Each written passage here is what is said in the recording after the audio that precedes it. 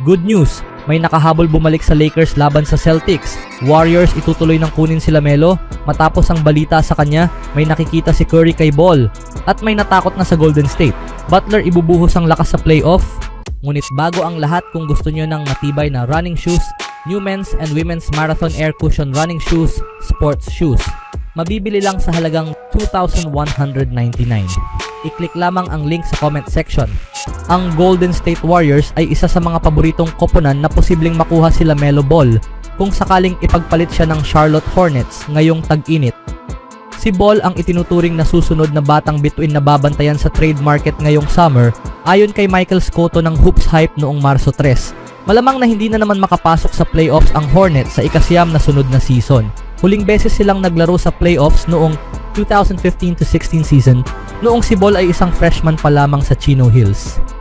Warriors pinagsisihan ng hindi pagpili kay LaMelo Ball sa draft. In 2020 NBA draft, pinagpaliban ng Warriors ang pagkakataong kunin si Ball at sa halip ay pinili nila ang sentrong si James Wiseman bilang pangalawang pick. Isang desisyong tiyak nilang pinagsisisihan dahil napatunayan na si Wiseman ay isang draft bust. Matapos ang 1.5 season lamang sa Warriors, ipinalit nila si Wiseman sa isang trade. Sa kasalukuyan, wala na siya sa NBA matapos siyang i-waive ng Toronto Raptors noong nakaraang buwan matapos matrade mula sa Indiana. Samantala, si Ball ay naging All-Star noong 2021-22 season at nanguna sa fan voting para sa All-Star Game ngayong taon. Sa kasamaang palad, hindi sapat ang boto mula sa kanyang mga kapwa manlalaro at coaches upang makuha ang kanyang pangalawang All-Star selection. Sa edad na 23 taong gulang, patuloy na umaangat ang laro ni Ball na may career highs na 26.1 points at 5.2 rebounds with 7 assists and 1.2 steals per game for Hornets na may 14-46 record. Nawalan din ng kakampi si Ball matapos magtamo ng season-ending wrist injury si Brandon Miller noong Enero. LaMelo Ball bilang understudy ni Steph Curry. Noong Marso 3, nagtala si Ball ng 25 puntos, 9 na rebounds, 7 assists, 1 steal at 1 block sa loob ng 34 na minuto sa pagkatalo ng Hornets laban sa Warriors. Pagkatapos ng laban, pinuri ni Warriors star Stephen Curry si Ball at sinabi niyang may pagkakapareho sila ng career path. Si Ball ay isang mahirap bantayan na manlalaro, sabi ni Curry sa mga reporters. May kakaibang paraan siya ng paglikha ng space para sa kanyang jumper. May sarili siyang estilo at komportable siya rito. Kaya niyang magkaroon ng malalaking laro dahil sa kanyang kumpiyansa. Sana ay manatili siyang malusog. Napagdaanan ko rin yan sa unang 3 taon ko sa liga. Sana ay malampasan niya ito para makapaglaro siya ng tuloy-tuloy at makuha ang susunod na antas sa kanyang laro. Katulad ni Curry sa kanyang unang mga taon sa liga, madalas ding maapektuhan ng ankle injuries si Ball. Sa nakalipas na 2 season bago ito, nakapaglaro lamang siya ng 48 laro sa kabuuan. Kung matutuloy ang trade para sa kanya, maaaring maging understudy siya ni Curry habang papalapit na ang veteranong bituin ng Warriors sa kanyang ika-37 kaarawan sa Marso 14. Si Ball ay nasa unang taon ng kanyang 5 taong $203.9 million rookie extension deal. Tatanggap siya ng $37.9 million next season. Anong masasabi niyo mga kaibigan? Ipagpapatuloy na kaya ng Warriors ngayon si LaMelo sa Golden State? Sa ibang balita naman, ang Los Angeles Lakers ay naglabas ng kanilang injury report para sa laban nila laban sa Boston Celtics sa linggo ng araw. Si Luka Doncic, kanang tuhod na may contusion, at LeBron James, pamamahala ng injury sa kaliwang paa, ay probable, habang si Jackson Hayes, kanang tuhod na may contusion, ay questionable, at si Jordan Goodwin, kanang bukong-bukong na may pilay, ay naging available na ngayon. Dagdag pa rito sina Rui Hachimura, tendinopathy sa kaliwang patela, at Maxi Kleber, pagpapagaling mula sa operasyon sa kanang paa, ay mananatiling hindi makakalaro. Ang pinakakapansin-pansing bahagi ng injury report na ito ay ang status ni Hayes, Goodwin, at Hachimura.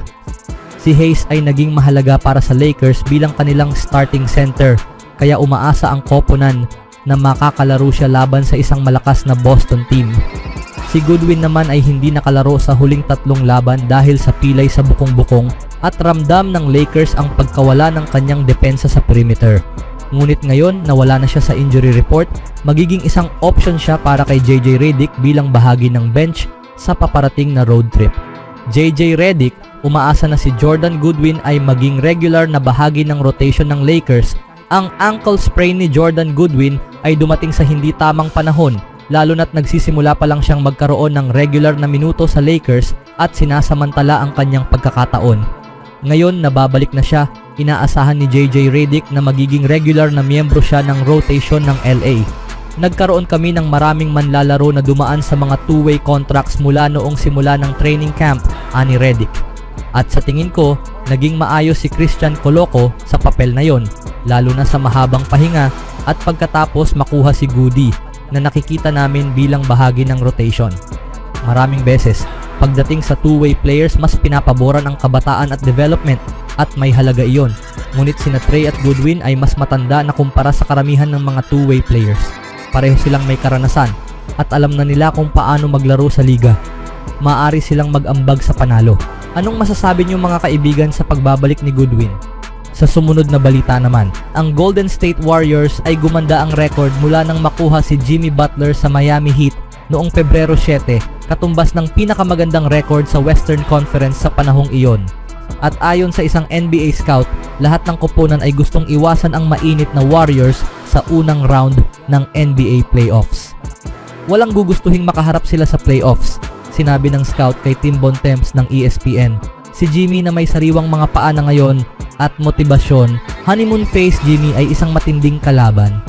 Sa 11 laro kasama ang Golden State, may average si Butler na 17.1 points, 5 rebounds and 5.4 assists per game while shooting percentage 45.1% from the field.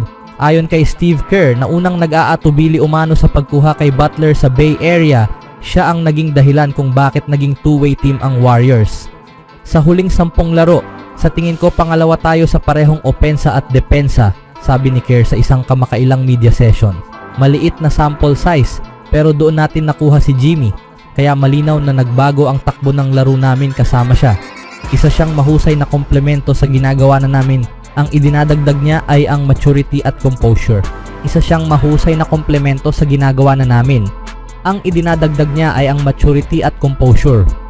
Sa panalo ng Warriors kontra Brooklyn Nets noong Biyernes, kung saan nanalo sila matapos habulin ang 22 puntos na deficit, ipinakita ni Butler ang kanyang pinakamahusay na laro kasama ang Warriors. Nagtala siya ng 25 puntos, 6 na assists at 3 steals, habang sinuportahan ang napakalaking 40 puntos na performance ni Steph Curry na tumulong sa Warriors na makabalik sa laro. Natalo ang Nets sa kanilang ika-6 na sunod na laro. Masyadong mabilis na kalimutan ng mga tao kung ano ang kayang gawin ni Jimmy Butler, sinabi ng scout kay Bontemps. Hindi siya isang franchise player sa regular season, pero pagdating sa playoffs, isa siyang franchise player. Isa siyang superstar kapag kailangan mong manalo. Si Playoff Jimmy ay isa sa pinakamahuhusay sa NBA. May 8 40-point playoff performances with Heat in 5.5 season. Kabilang ang isang dominanteng 56 na puntos na laro laban sa Bucks noong year 2023 na nagtulak sa Miami sa isang hindi inaasahang NBA Finals appearance. At tulad ng binanggit ng scout, hindi siya kailanman umiskor ng 40 puntos sa kahit isa sa kanyang 316 regular season games for Miami. Dahil sa kamakailang winning streak ng Warriors, umakyat sila sa pang-6 na pwesto sa Western Conference, isang hakbang lamang mula sa play-in tournament. Kung matatapos ngayon ang season, makakaharap nila ang Denver Nuggets, ang parehong koponang nagwakas sa fairy tale finals run ni Butler noong year 2023. Anong masasabi nyo dito mga kaibigan? Totoo kayang iba maglaro si Butler sa playoff?